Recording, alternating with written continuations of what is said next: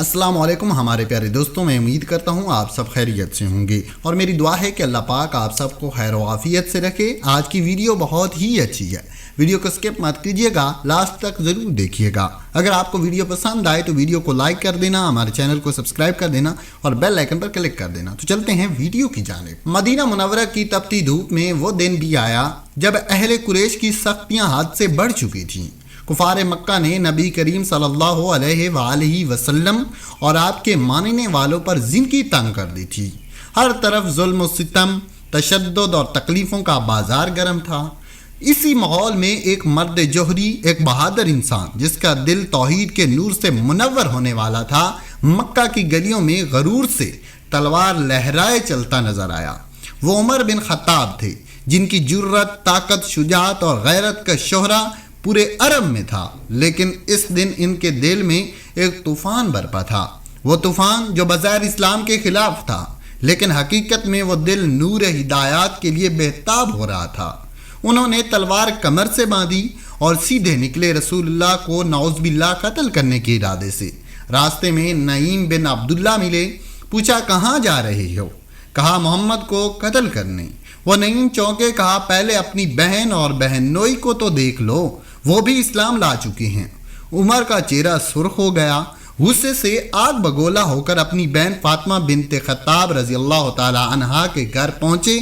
دروازہ کھولا تو اندر قرآن کی تلاوت ہو رہی تھی۔ حضرت خبیب رضی اللہ تعالی عنہ چھپ گئے۔ عمر نے پوچھا کیا پڑھ رہے تھے؟ بہنوئی نے کہا کچھ نہیں۔ عمر نے انہیں مارنا شروع کر دیا، حتیٰ کہ خون بہنے لگا۔ فاطمہ رضی اللہ تعالی عنہا نے بھائی کو روکنے کی کوشش کی، لیکن انہیں بھی مارا، ان کے چہرے سے خون بہنے لگا۔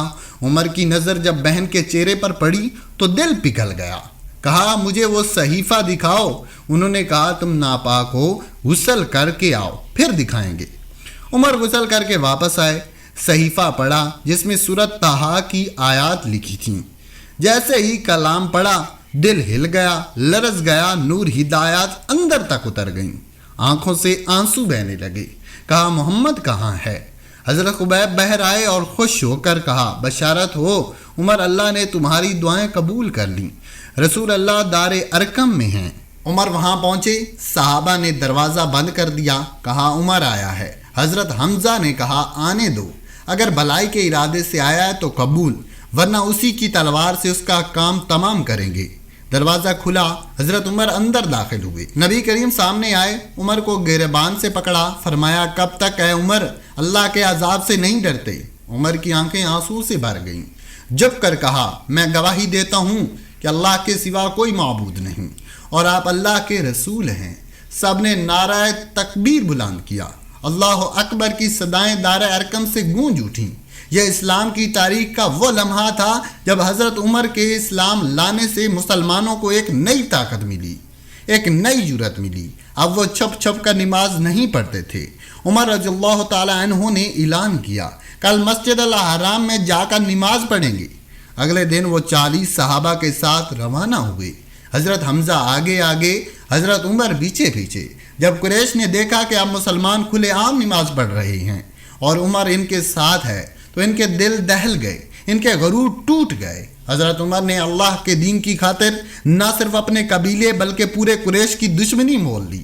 جب کسی نے کہا کہ عمر نے دین بدل لیا ہے تو انہوں نے کہا ہاں میں نے اسلام قبول کر لیا ہے، جو روک سکے روک لے، میں بیت اللہ میں جا کر نماز پڑھوں گا۔ پھر وہی ہوا، عمر نے کعبہ کے سامنے کھڑے ہو کر نماز پڑھی۔ قریش دیکھتے رہ گئے، ان کی آنکھیں حیرت سے پھٹی کی پھٹی رہ گئیں۔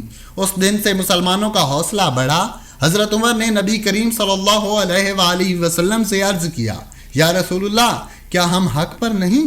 فرمایا کیوں نہیں؟ کہا پھر کیوں چھپ کر عبادت کرتے ہیں؟ آئیے کھول کر اعلان کریں۔ حضرت عمر وہ شخصیت بنے جن کے اسلام سے شیطان بھی کانپنے لگا۔ نبی کریم صلی اللہ علیہ وآلہ وسلم نے فرمایا جب عمر تمہارے راستے سے آتا ہے تو شیطان دوسرا راستہ اختیار کرتا ہے۔ یہ وہی عمر تھے جنہوں نے بدر میں اپنی تلوار سے کئی نامور کفار کو واصل جہنم کیا۔ احد میں نبی کریم صلی اللہ علیہ وآلہ وسلم کے پاس ڈٹ کر کھڑے رہے، خندق میں مسلسل نگرانی کرتے رہے، صلح حدیبیہ میں نبی صلی اللہ علیہ وآلہ وسلم سے بار بار سوال کیے مگر آپ کے فیصلے کے سامنے جھک گئے۔ खैबर के दिन जब किले की चाबियां न खुली तो उमर के हाथ में परचम दिया गया। वो आगे बढ़े और अल्लाह ने इनके हाथ फतह दी। फतह मक्का के मौका पर नबी करीम सल्लल्लाहु अलैहि वसल्लम के साथ इनके दाईं जानिब उमर खड़े थे।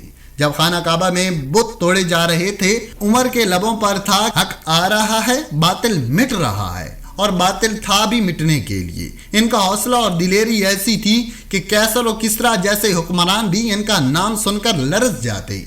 जब खलीफा बने तो एक दिन एक कासिद आया और कहा, ईरान की सल्तनत ने सरकुशी की है। उमर रज़ियल्लाहु ताला अन्हु ने फौरन मशवरा किया और कहा, हम इनके खिलाफ लश्कर भेजेंगे। लेकिन जब कोई सिपा सालार नहीं मिल रहा था तो खुद हजरत उमर ने कहा, अगर कोई नहीं तो उमर खुद मैदान में जाएगा। लोगों ने रोका, कहा आप खलीफा हैं, आप पर जिम्मेदारी है। हजरत उमर ने फरमाया, अगर खलीफा होने के नाते जहाज से रोकूं तो क़यामत के दिन क्या जवाब दूंगा। फिर उन्होंने हजरत साद बिन अबी वकास को सिपा सलार बनाकर कुदसिया भेजा। उनकी हिदायत पर पूरा लश्कर लड़ा और अल्लाह ने मुसलमानों को अजीम फतह दी। प्रमोक के मार्के में हजरत खालिद बिन वलीद को सिपा सलार बनाया और दुश्मन के दांत खट्टे कर दिए। हजरत उमर ने जंगों में सिर्फ तलवार से नहीं बल्कि अकल, हिकमत, मनसूबाबंदी और क़यादत से भी इस्लाम के फतवात से हमकिनार किया। इनकी बहादुरी सिर्फ मैदान जंग में न थी, वो रातों को मदीने की गलियों में पहरा देते, मस्कीनों के लिए रोटी ढूंढते, बीमारों के लिए तिमादारी करते, इंसाफ की तलाश में आने वालों को खाली हाथ न लौटाते। एक दिन एक औरत बच्चे को दूध पिला रही थी। हजरत उमर करीब से गुजरे, बच्चा दूध नहीं पी रहा था। औरत ने कहा कि खलीफा उमर बच्चों को तभी वजीफा देते हैं जब वो दूध छुड़ा दें, इसलिए मैं ज़बरदस्ती दूध छुड़ा रही हूँ। हजरत उमर के दिल पर चोट लगी, फौरन घर वापस गए। अगले दिन मनादी करवा दी कि हर पैदा होने वाले बच्चे को वजीफा दिया जाएगा। वो उमर जिनकी हैबत से जमीन कांपती थी, एक बच्चे के रोने पर भी आंख भर आती थी। इनकी बहादुरी में अदल, रहम, गैरत और तकवा सब शामिल था। इनका सबसे बड़ा मार्का इनकी शहादत थी, जो अबुल मजूसी ने फजर की नमाज के दौरान हमला किया। खून बहता रहा मगर जबान पर ये अल्फाज थे, नमाज का वक्त हो गया है, मुसलमानों को नमाज से गाफिल न करना। ये हज़रत उमर रज़ियल्लाहु ताला अन्हु थे, जिनकी बहादुरी का सूरज 1400 साल बाद भी चमक रहा है, जिनके फैसले आज भी अदल की मिसाल हैं, जिनका नाम आज भी दुश्मन इस्लाम के लिए लर्जा है और अहले ईमान के लिए फ़ख्र। हज़रत उमर रज़ियल्लाहु ताला अन्हु की ज़िंदगी सरापा जुर्रत, बहादुरी और अल्लाह से डरने का अमली नमूना थी, जिन्होंने अपनी जान, माल, ताकत, वक्त और जज्बात सब अल्लाह और इसके रसूल के लिए वक्फ कर दिए।